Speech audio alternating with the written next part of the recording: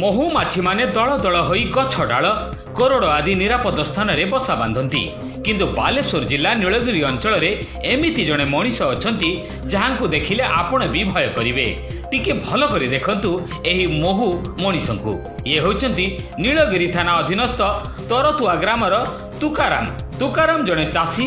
ସେ ଗାଁ ନିକଟରେ ଥିବା ଚାଷ ଜମିକୁ କାମ ଦେଖିବାକୁ ଯାଇଥିଲେ। ରାସ୍ତା କଡ଼ରେ ବାଇକ୍ ରଖି ଚାଷ ଦେଖିବାକୁ ବିଲକୁ ଯିବା ସମୟରେ ଦଳ ଛାଡ଼ି ଭିଡ଼ି ଆସୁଥିବା ହଜାର ହଜାର ମହୁମାଛି ପଲ ଭିତରେ ତୁକାରାମ ରହିଯାଇଥିଲେ। ପ୍ରଥମେ ରାଣୀ ମହୁମାଛିଟି ତୁକାରାମଙ୍କ ଉପରେ ବସି ଯାଇଥିଲା। ରାଣୀ ମହୁମାଛିଟି ବସିଯିବା ପରେ ଅନ୍ୟ ମହୁମାଛି ଗୁଡ଼ିକ ତାଙ୍କ ଶରୀରରେ ଦଳ ଦଳ ହୋଇ ବସି ଯାଇଥିଲେ। କିଛି ସମୟ ଦେହରେ ମହୁମାଛି ଗୁଡ଼ିକ ବସି ରହିବା ଦେଖି ତୁକାରାମ ବାଇକ୍ରେ ଘରକୁ ଆସିଥିଲେ। ବାଇକ୍ରେ ଆସିବା ସମୟରେ ଝୁଲି ରହିଥିବା ମହୁମାଛି ଗୁଡ଼ିକ କିଛି ଖସି ପଡ଼ୁଥିଲେ ମଧ୍ୟ ସେମାନେ ପୁଣି ଶରୀରରେ ଲାଗି ଯାଉଥିଲେ। ଘରକୁ ଯାଇ ସେମାନଙ୍କୁ ମହୁ ବାକ୍ସରେ ପୁରାଇ ଦେଇଥିଲେ ତୁକାରାମ। ତୁକାରାମ ହେଉଛନ୍ତି ଜଣେ ମହୁ ଚାଷୀ। ସେ ଜାଣିଛନ୍ତି ଯେ ରାଣୀ ମହୁମାଛି କରାୟତ ହୋଇଗଲେ ଅନ୍ୟ ପୁରୁଷ ଓ ଶ୍ରମିକ ମହୁମାଛି ମାନେ ଚୁପ୍ ରୁହନ୍ତି। ରାଣୀ ମହୁମାଛିଠାରୁ ସୂଚନା ନ ପାଇବା ପର୍ଯ୍ୟନ୍ତ ଅନ୍ୟ ମହୁମାଛି ମାନେ କାହାକୁ କିଛି କ୍ଷତି କରନ୍ତି ନାହିଁ।